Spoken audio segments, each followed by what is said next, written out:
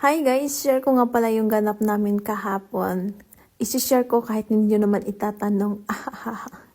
At yan na nga ay papunta na kami sa bahay ng kanyang lola. Ang bahay ng kanyang lola ay 15 to 20 minutes drive lang mula sa bahay namin. At eksakto din na day off ng aking partner in crime.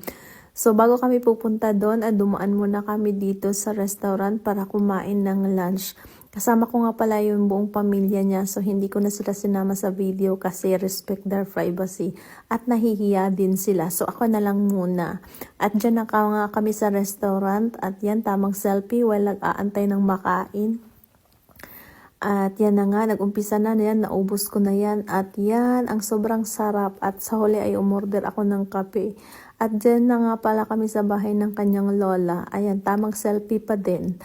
At birthday din pala ng kanyang kapatid, kaya isi-celebrate namin. At tamang kulit